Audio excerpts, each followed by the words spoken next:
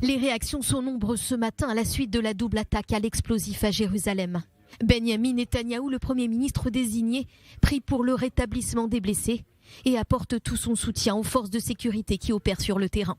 Le chef de force juive, Itamar Ben-Gvir, qui devrait occuper le poste de ministre de la Sécurité publique dans le nouveau gouvernement, s'est exprimé sur les lieux de l'attentat.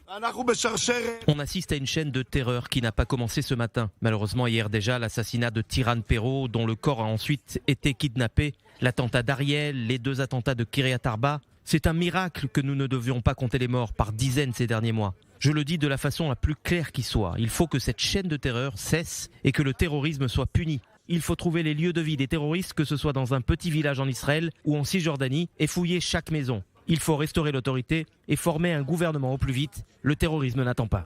En réponse à l'attaque, le président de la Knesset et ancien commandant de la police de Jérusalem, Miki Levy, a réagi. C'est une matinée difficile dans notre Jérusalem bien-aimée qui a connu des jours difficiles aussi dans le passé.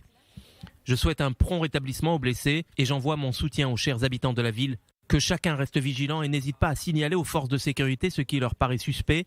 Les forces de sécurité font leur maximum pour arrêter le ou les terroristes. De son côté, le Hamas salue l'attaque. Il s'agit d'une opération héroïque qui s'inscrit dans le cadre de la réponse en cours à l'attaque contre la mosquée Al-Aqsa. L'occupation israélienne paye aujourd'hui le prix de ses crimes et de ses agressions contre notre peuple. Nous avons averti à maintes reprises que nous ne resterons pas silencieux. Le Premier ministre sortant Yair Lapid doit s'exprimer à midi au siège du ministère de la Défense à la Kiryat à Tel Aviv. Il sera rejoint par Benny Gantz, le ministre de la Défense, Omer Bar-Lev, le ministre de la Sécurité publique, ainsi que le chef de l'Agence de sécurité nationale, Eyal Hulata.